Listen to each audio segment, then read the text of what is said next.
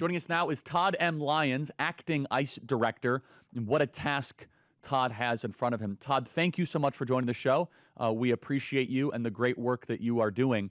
Give our audience an update of how things are going at Immigration's Customs and Enforcement, the morale, and the mission, please.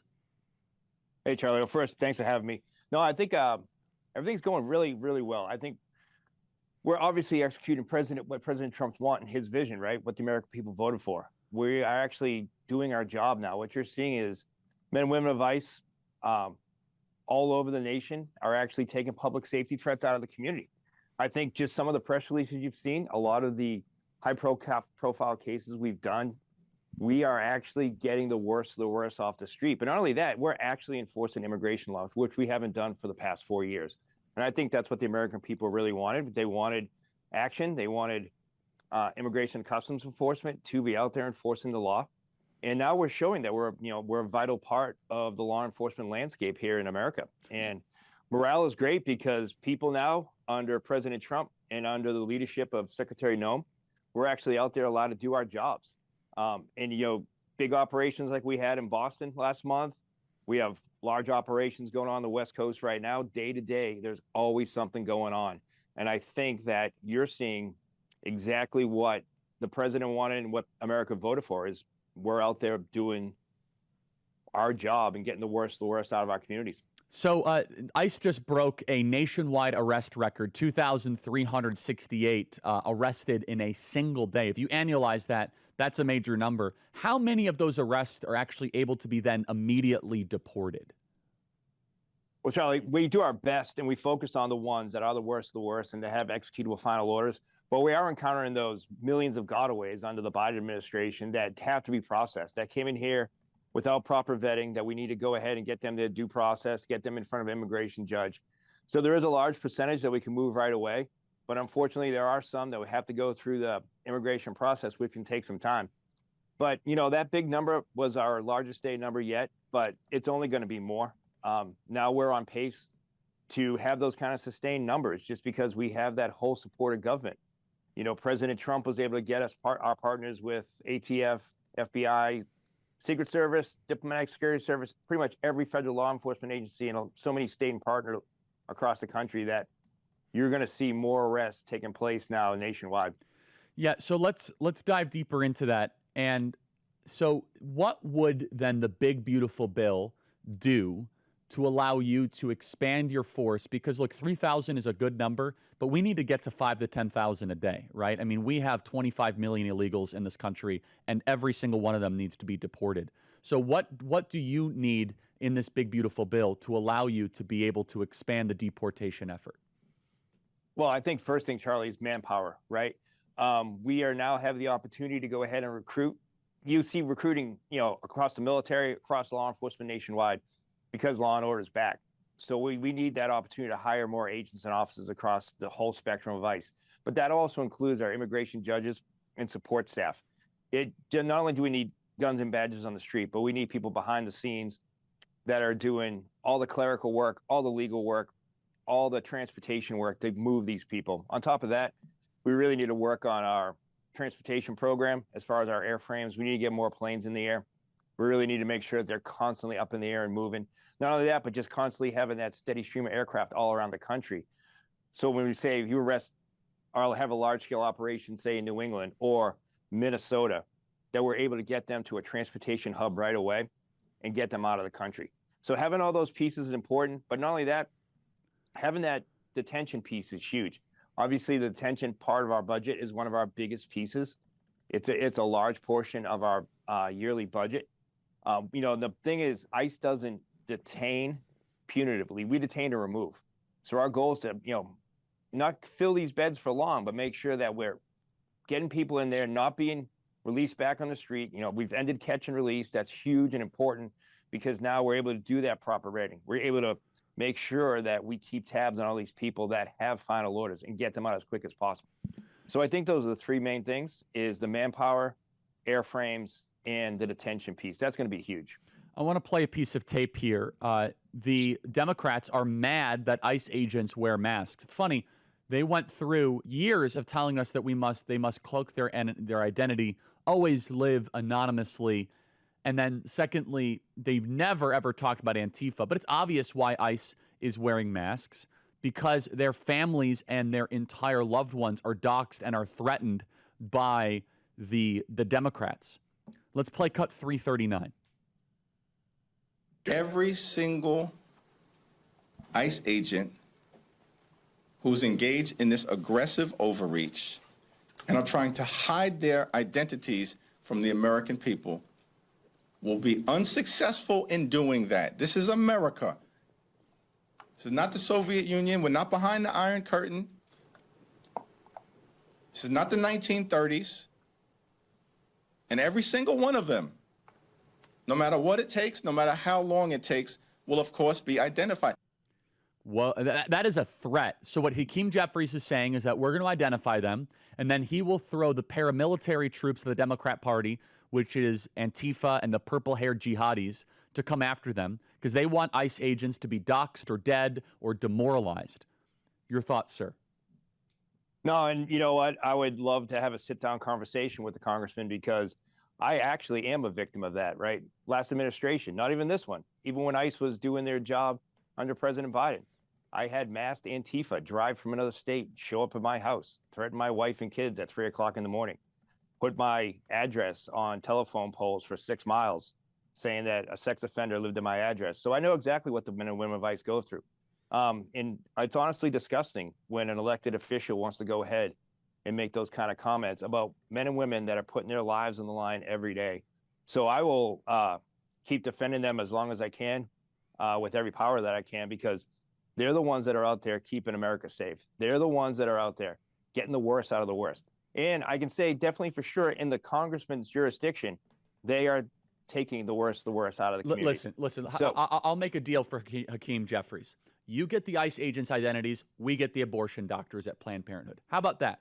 You tell us the identities of the abortion doctors, and then we publicize all of them, and then you get the ICE agents. Oh, you don't want that? Oh, we have to have anonymity. Yeah, maybe because when you do certain jobs, you don't actually want those names and faces plastered all over entire communities. Let's play the mayor of Boston next, Michelle Wu. I think she should be arrested. I think you guys should arrest her. She's terrible. Play cut 389. I don't know of any police department that routinely wears masks. We know that there are other groups that routinely wear masks. NSC 131 routinely wears masks. Mayor, just to clarify, are you comparing ICE, you said, to NSC 131, the neo-Nazi group? Are you comparing them to a neo-Nazi group? What I said is that Boston Police and no police department that I know of at the local level routinely wears masks. Your reply to the sanctuary city mayor of Boston, Michelle Wu. Yeah, I said it earlier. I used to always say it was disheartened by her comments, but now I'm just flat out disgusted. Yep. One of the big issues is the fact that I actually ran the Boston field office prior to taking this job, and I'm actually from Boston. So I know what the people of the Commonwealth of Massachusetts actually want, and it's not Michelle Wu. I'll tell you that. She talks about Boston police not wearing the masks. Boston police wants to work with us. Boston police want to partner with ICE. They want the worst out of the community. I think if you take a look at what the Boston field office has done with that field office director up there and their leadership team, they've done more for the city of Boston, the Commonwealth of Massachusetts, than all the elected officials up there. So we've made Boston safer, and Michelle Wu has it. And for her to actually go ahead and compare us to a neo-Nazi group, like I said, it's disgusting. It is the worst thing she could possibly say. Because instead of trying to work with us to get the worst out of her community, because, Charlie, if we had more time, I could sit down here and just read all the heinous crimes that we've taken out of Massachusetts, and especially out of Boston. And I don't know how she can sit there with a straight face and saying that the Boston Trust Act that limits working with ICE keeps Boston safe. When people get released back in the community repeatedly, and you have these heinous stories of child rape, fentanyl distribution, of homicide. I was with the team a couple of weeks ago. We did a ride along up there. And in East Boston, we actually arrested someone that was an illegal alien that was in contact with ISIS. So she needs to explain to me, and I think she needs to explain to everyone she voted for exactly what her thought process is on keeping Boston safe by not working with ICE. Let's play 494. This is Brandon Johnson, the Marxist running my hometown of Chicago. Play cut 494. The city of Chicago didn't flinch. We didn't bend. We didn't break. We stood on our values and we fought back. Because we saw the federal government try to intimidate us yesterday, but we also saw the grassroots resistance. We saw residents and elected officials put their bodies on the line and defend the most vulnerable amongst us. That is the resistance that we need in this moment. Let's continue to stand united as a united front, the only way in which Chicago can, to demonstrate for the rest of the world that when we fight together. I don't know who he thinks he is with this kind of cadence. Does he think he's Martin Luther King or something? He has like a 15% approval rating. Just about 30 seconds, sir. What is the importance, though, of ICE going after terrorists specifically? You mentioned this. Talk about the terrorist enforcement as well. Well, Charlie, just if you think back, I think the one thing I want to stress to everybody is the fact that we had tens of millions of people that were let into the United States that weren't vetted. You go to Boulder, Colorado, here's someone that was an overstay, should have been better, a lot better vetted. Like I said, we just got a Al-Qaeda terrorist in Philadelphia, someone talking to ISIS in Boston. These are the people that ICE is focused on and exploited our immigration laws. So that's who we need to be focused on. That's who we should be out there getting. But at the same time, elected officials should be thanking us for taking these people out of the communities in the United States, because I don't think anyone they voted for wanted an Al-Qaeda member living next to them in a Philadelphia neighborhood or in a Boston neighborhood. Well, but they're unaffected by it. That's typical Democrat. There's a lot of talk about what's happening in Israel right now. Hostages being released, terrorists resurfacing, Gaza plans, and so on. But there's one thing we tend to overlook: the people of Israel. The war has taken a huge physical and emotional toll on the Jewish people. And that's why I want you to know about the International Fellowship of Christians and Jews. And I want you to support the important work they do. IFCJ is on the ground throughout Israel, providing food and life-saving aid to the sick and elderly, even released hostages and their families. Join with me and visit ifcj.org/learn more. So Todd, let me ask you here. We're breaking the nationwide arrest record. What is the greatest barrier to getting more arrests and you doing your job? What is the greatest need that you have? You know, I think one of the greatest needs, Charlie, is first public awareness, is the fact that, you know, if you're here in the country illegally, you broke the law. So, you know, we are always talking about how we're going after the public safety threats, how we're going after the worst of the worst. But really, truly, we haven't enforced immigration law for the past 4 years. We have so many people that are here fraudulently, here receiving benefits, here working illegally. I think one of our biggest things is now people need to know that the ICE mission is to arrest and detain and remove those people that are here illegally. So while we're focusing and working on those worst of the worst, you know, like our big thing is worksite enforcement. If you think about how many jobs that are stolen from the everyday citizen, but if you just look at the worksite enforcement and the illegal hiring of illegal aliens, it's not just the workforce. There are so many other victims behind that. There's identity theft, tax evasion, tax fraud. You know, there's child forced labor. So one thing is too is we're focusing on those U.S. companies that are just taking away jobs from American people, and you know they're taking advantage of these illegal aliens who think they are coming here for a better life, yet they're being exploited and being forced into hard labor. So I think really once the American public realizes that we are back in business, that we are enforcing immigration law, I think that's going to go a long way.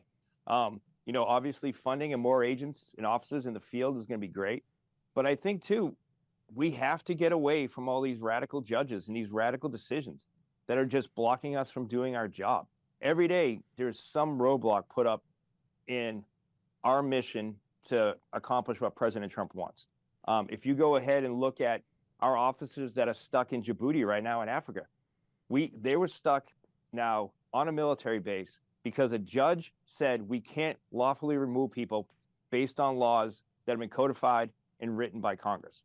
So until we kind of have that legal avenues as well to do our job, we're just not going to be able to do our law enforcement mission.